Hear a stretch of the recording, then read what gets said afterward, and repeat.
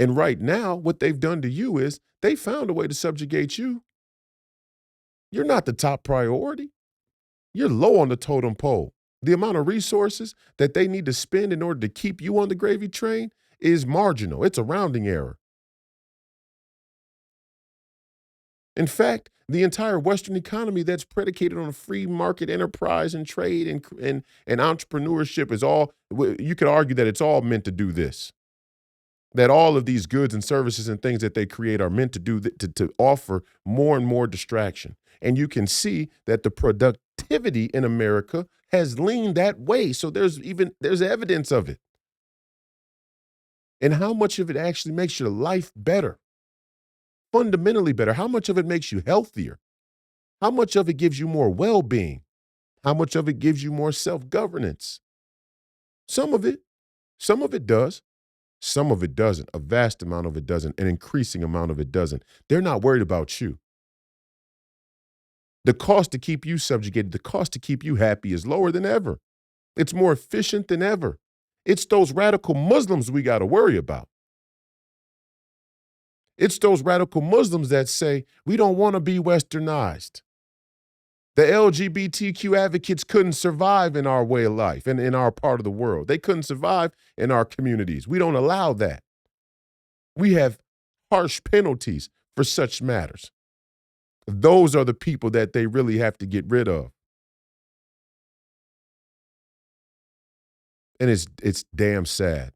It's damn sad that a perversion of God's law, that a perversion of faith practice would rise up to be the dominant faction of faith practice that the globalists and anti-God elite want to take out. But you're watching a war between two bad guys. You're watching a war between two bad guys, and we want to pick a side. And we're falling into the same trap that we fell in before. We want to pick a side that looks like us. We want to pick a side that sounds like us. We want to pick a side that has the same interests as we do. How about no side? How about we let the Europeans fight their own war?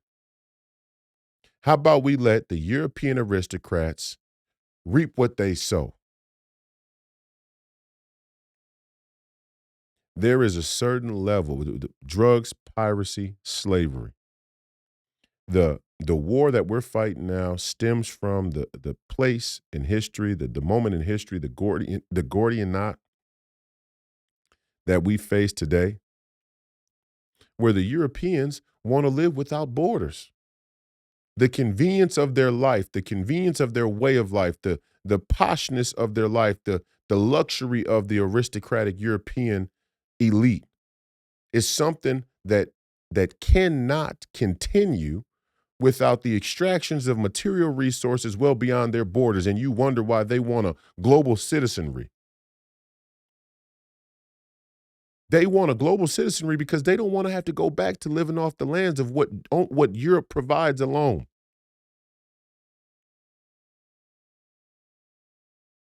You hear Barbara Streisand saying, I'm going to move to England. I like England. I'm sure you do like England. Let's see how much you'll like England when the European Union is cut off from the resources that they've been pirating from everywhere else in the world. Then we'll see how much you can stand England. You and Stephen Colbert, we'll send you to Dark Ages England. Let's see how quick you cry out for America and Donald Trump. And there's a difference. There is a difference. America was pulled into globalization by a political and aristocratic European elite. We never needed it. We never needed globalization. Everything that we need, we have here. Europe needs globalization. Europe needs the resources there in the Middle East. Europe needs the resources there in Asia. Europe needs the resources in South America. Europe needs the resources in the heartland, in the Ukraine. America doesn't. But yet we're willing to let the European edifice, the European cultural elite convince us that we should give our sons and daughters and blood and tax money so that they can live aristocratic? On the basis of what? Because we speak the same language? Because our founding fathers that revolted looked the same as the monarchs they revolted against? This is a revolutionary republic. We revolted.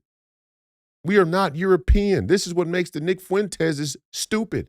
The only white identity that you can congregate, the only white identity you could aggregate is a European identity.